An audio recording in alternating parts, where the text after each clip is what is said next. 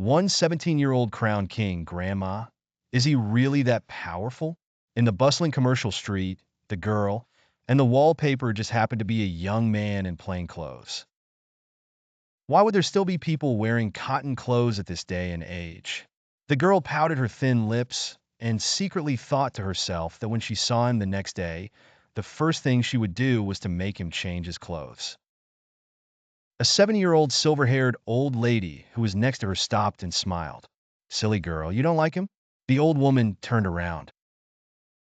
The girl bit her thin lips with her pearly white teeth, and her clear eyes were filled with unwillingness.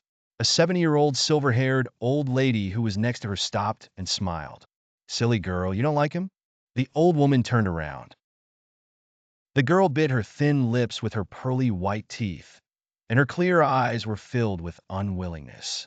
The conversation started quietly just like that. She furrowed her brows and said, Grandma, look at him. He's the same age as me, yet he's dressed like a little old man. His white cotton clothes are so ugly. Impudent. The old woman rapped the ground with her dragon staff. With a thump, the stone slab beneath her feet shattered into pieces. The street vendors were so scared that they peed their pants. The girl was very stubborn and refused to change her point of view. Heather, I want you to remember this. He may be dressed plainly, but there are things you can't tell from how one dresses. Do you know why 800,000 soldiers were gathered at the border 3 years ago?